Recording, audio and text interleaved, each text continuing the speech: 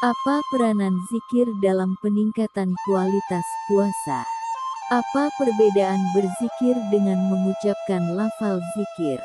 Apa benar berzikir bisa meningkatkan kualitas puasa? Zikir apa yang bisa meningkatkan kualitas puasa? Apa pengaruh zikir untuk meningkatkan kualitas puasa? Bagaimana hubungan berzikir dengan kualitas puasa? Bagaimana cara berzikir yang dapat meningkatkan kualitas puasa? Kapan waktu berzikir yang dapat meningkatkan kualitas puasa? Mari berzikir sebenar-benar zikir bersama kami di sini sekarang juga.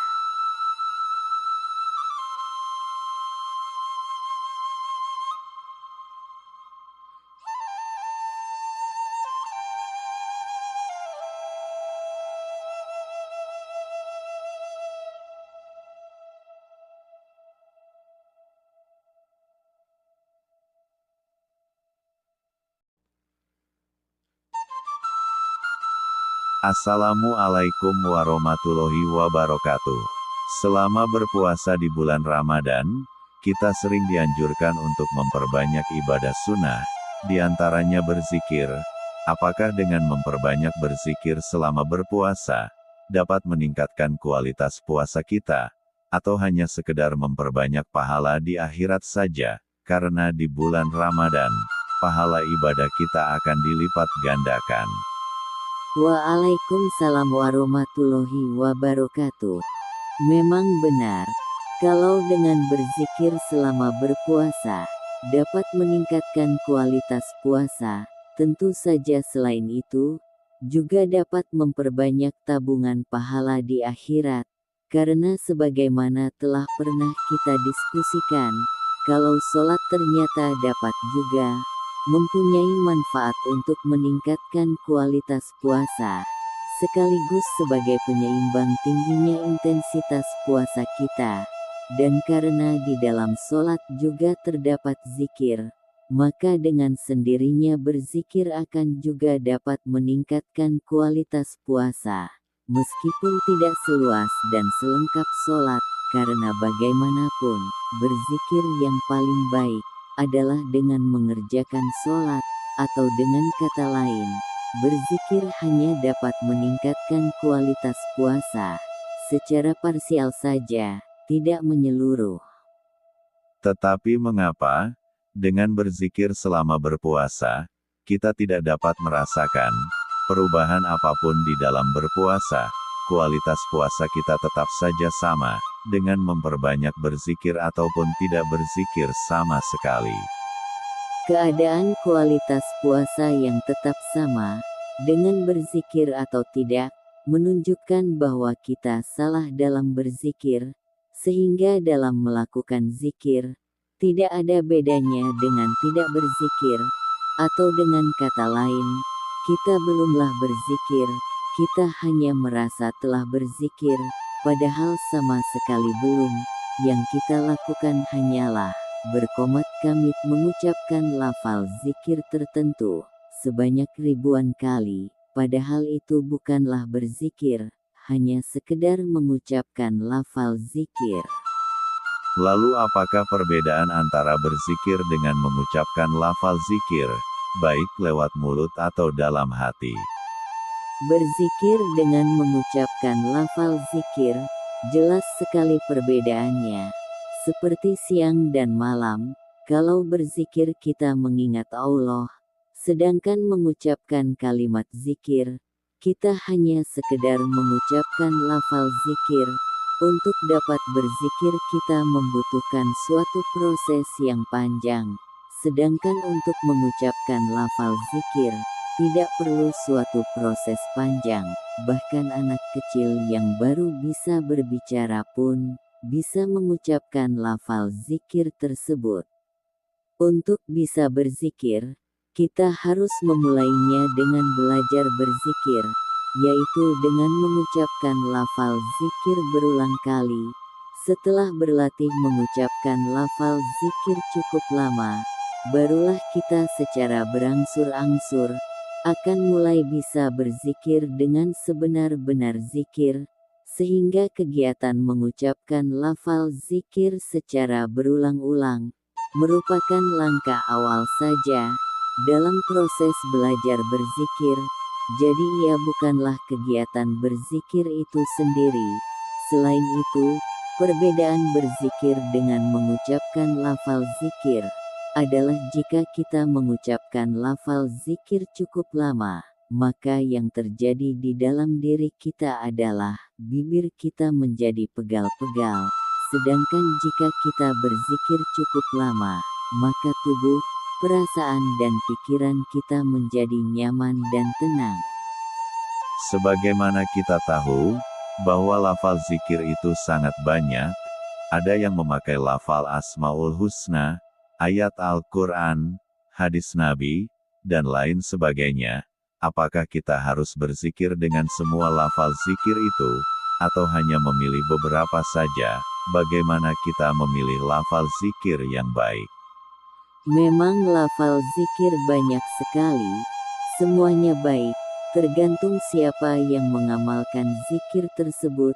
Tentu saja kita tidak akan sanggup untuk mengamalkan semua lafal zikir tersebut. Oleh karena itu, kita harus memilih mana zikir yang kita butuhkan, atau sesuai dengan keadaan kita. Karena setiap orang memiliki keadaan atau kepribadian yang berbeda, sehingga membutuhkan lafal zikir yang sesuai untuk membicarakan berbagai jenis zikir ini, dan memilih lafal zikir yang sesuai. Insya Allah akan kita bicarakan kelak. Sekarang kita di sini hanya memfokuskan diri kepada pengaruh zikir untuk meningkatkan kualitas puasa. Yang penting sekarang adalah kenyataan bahwa terdapat banyak lafal zikir yang masing-masing mempunyai manfaat berbeda-beda, sehingga kita harus pandai-pandai memilih lafal zikir yang sesuai dengan keadaan kita. Kalau begitu, lafal zikir apa yang bisa meningkatkan kualitas puasa kita? Seperti telah dikatakan sebelumnya, bahwa lafal zikir itu banyak jenis dan manfaatnya, sehingga kita harus memilih lafal zikir mana yang kita butuhkan untuk meningkatkan kualitas puasa. Meskipun tidak ada salahnya jika berzikir dengan menggunakan beberapa lafal zikir yang bersumber dari Al-Quran dan hadis, tetapi jika kita mengetahui fungsi dari lafal zikir tersebut, dan memilih yang sesuai dengan keadaan puasa kita, maka akan dapat meningkatkan kualitas puasa dengan lebih baik. Mengenai lafal-lafal zikir mana yang harus dipilih tergantung keadaan dan kepribadian kita. Selain itu juga tergantung intensitas puasa kita. Ada lafal zikir yang mempertinggi intensitas puasa, dan ada pula yang berfungsi menghilangkan hambatan selama berpuasa. Tentu saja untuk dapat melakukan hal itu, pertama-tama kita harus mengenal berbagai jenis dan manfaat lafal zikir di dalam agama Islam. Setelah itu kita meneliti keadaan atau kepribadian kita, lalu mengamati bagaimana keadaan puasa kita. Dari ketiga pengamatan ini, kita dapat memilih satu atau beberapa lafal zikir yang sesuai dengan kebutuhan kita, di mana kebutuhan masing-masing orang tidaklah sama, persis sebagaimana seorang dokter memilih obat untuk pasiennya.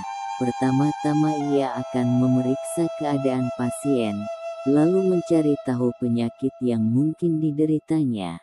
Setelah itu, berdasarkan pengetahuan tentang berbagai jenis obat dan khasiatnya, dokter tersebut menentukan jenis dan jumlah obat yang digunakan untuk menyembuhkan penyakit pasiennya.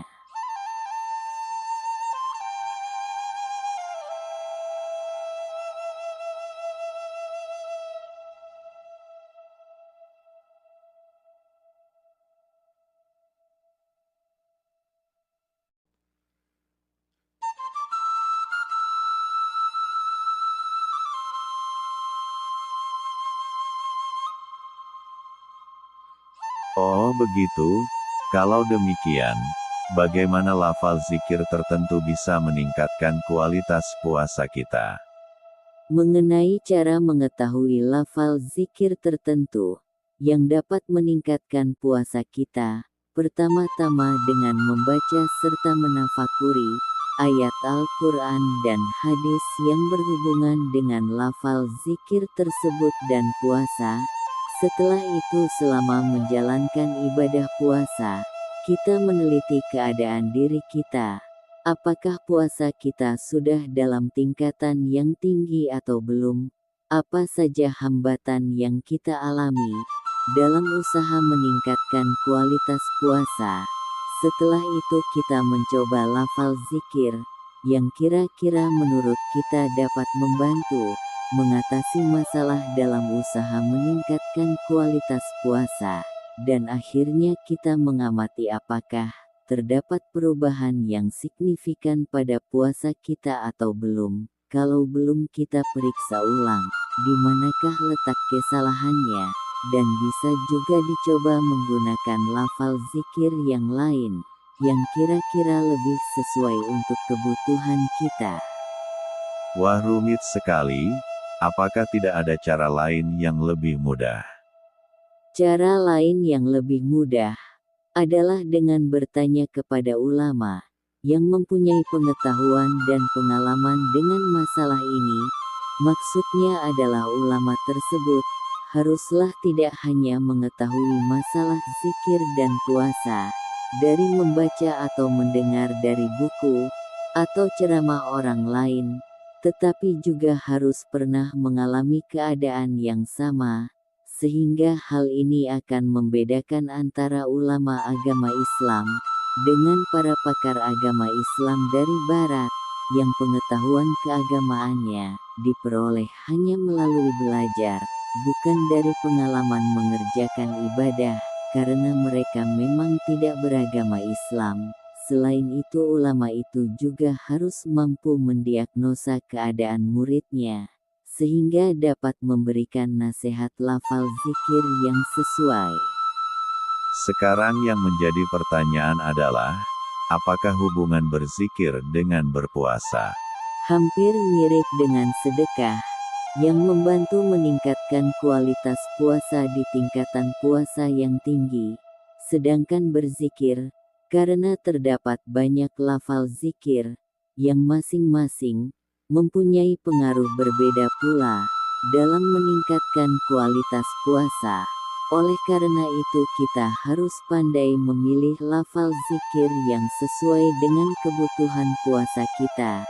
Dengan mencoba satu atau dua lafal zikir tertentu selama berpuasa, maka kita akan mengetahui pengaruh lafal zikir tersebut dalam diri kita selama berpuasa, dan juga selama malam hari di bulan puasa, sehingga hubungan antara zikir dan puasa dengan sendirinya ada bermacam-macam, tergantung jenis lafal zikir yang kita gunakan.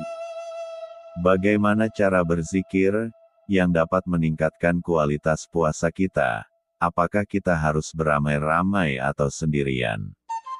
Sebenarnya cara berzikir secara umum tidak disebutkan secara detail di dalam ajaran agama Islam.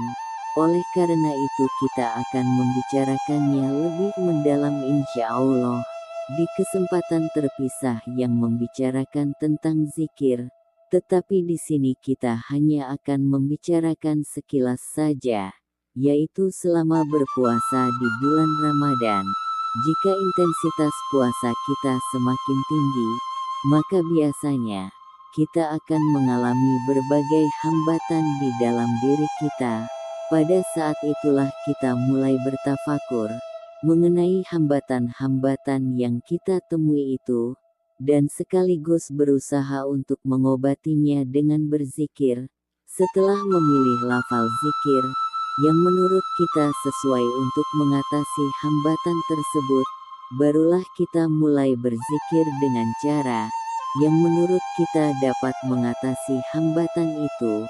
Setelah beberapa lama, kita lalu mengamati apakah hambatan itu dapat diatasi atau belum, atau mungkin hanya sedikit saja hambatan itu teratasi. Berdasarkan hasil berzikir itulah, kita kemudian menentukan apakah cara berzikir kita sudah sesuai atau belum. Kalau dianggap belum, kita dapat memodifikasi cara berzikir tersebut. Demikian seterusnya sampai ditemukan cara berzikir yang dapat mengatasi hambatan berpuasa kita. Atau justru lafal zikir yang kita amalkan kurang sesuai dengan kebutuhan kita, sehingga perlu diganti dengan lafal zikir yang lain. Selama proses trial and error tersebut, kita sebaiknya juga sering membaca ayat-ayat Al-Quran dan hadis, yang kira-kira merupakan jawaban atas masalah yang kita alami. Mengenai berzikir dengan cara beramai-ramai atau sendirian, terserah kepada kita sendiri, apakah tujuan kita berzikir adalah untuk mengumpulkan pahala sebanyak-banyaknya, atau untuk meningkatkan kualitas puasa kita. Jika untuk tujuan meningkatkan kualitas puasa, sebaiknya kita berzikir sendirian, karena bukankah masalah dan tingkatan puasa setiap orang berbeda-beda, sehingga lafal zikir yang digunakannya pun akan berbeda-beda. Tetapi jika kita ingin mendapatkan banyak pahala, mungkin berzikir secara beramai-ramai bisa dilakukan. Baiklah, pertanyaan terakhir, kapan waktu yang tepat untuk berzikir selama berpuasa? Apakah setelah sholat tarawih atau di sepertiga malam terakhir? Mengenai waktu berzikir yang tepat selama berpuasa di bulan Ramadan, sangat tergantung kepada kebutuhan kita serta waktu yang tersedia, karena waktu berzikir di bulan Ramadan dapat dibagi menjadi dua, yaitu di siang hari saat berpuasa dan di malam hari, karena berzikir di kedua waktu itu memiliki manfaat yang berbeda. Kalau berzikir di siang hari, waktu kita berpuasa, maka zikir tersebut dimaksudkan untuk mengatasi hambatan dan atau meningkatkan intensitas puasa kita. Sedang jika berzikir di malam hari, dimaksudkan untuk meningkatkan tekad dan niat kita untuk berpuasa di keesokan harinya. Selain itu, waktu berzikir juga mengikuti waktu yang tersedia. Jika di siang hari, kita sibuk beraktivitas, maka waktu berzikir yang tepat adalah sebelum atau setelah sholat subuh, duhur dan asyar. Tentu saja, di saat itu kita tidak bisa berzikir berlama-lama, harus disesuaikan dengan padatnya kesibukan kita. Sedangkan di malam hari, jika tidak ada kegiatan yang penting, dapat kita gunakan untuk berzikir. Mengenai waktunya, bebas, tetapi akan lebih baik jika kita berzikir di akhir malam, saat menjelang makan sahur. Assalamualaikum warahmatullahi wabarakatuh. Waalaikumsalam warahmatullahi wabarakatuh.